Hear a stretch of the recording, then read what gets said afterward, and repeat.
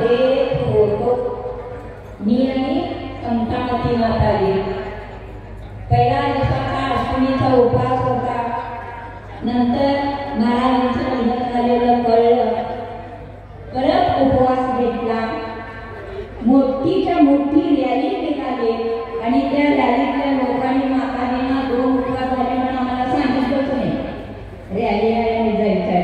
पण ज्या वेळेला ती रॅली निघाली आम्ही शिखर मंदिरमध्ये थांबलो होतो. शिखर मंदिरमध्ये आणि ते बघितलं. म्हटलं आम्हाला कसं बोलवलं नाही. तसंच आम्ही दोघी माताजी त्या रॅलीमध्ये बसलो आणि मधून आम्ही रॅलीमध्ये सामील झालो. रॅली इतकी मोठी होती. 3-4 हजार लोक होते. सगळेजण विनयांजली अर्पण केले. आम्ही पण विनयांजली अर्पण केले. सगळे लोक रडत होते. सगळ्यांच्या डोळ्यामध्ये अश्रू होते. तेव्हा मी म्हटलं आचार्यश्री गेले म्हणून अश्रू ढाळू नका.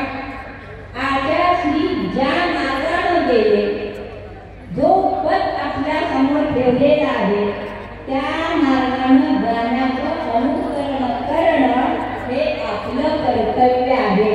रडलं आणि 2 माती डोळ्यातून गाळलं म्हणून विनयांजली होत नाही. लक्षात आलं. फार वेळ बोलत नाही नवे जीवाणू. कारण इथं सगळे रती महारथी आहेत. आम्ही काय देणार तुम्हाला? त्यांच्याकडून पुढे बासुंदी मिळणार आहे. आम्ही तुम्हाला चिरमुरं फुटाणच देऊ. लक्षात आहे का? संत शिरोमणी आचार्यांच्या बाबतीत बोलायचं झालं. बघा लक्ष देऊन ऐका.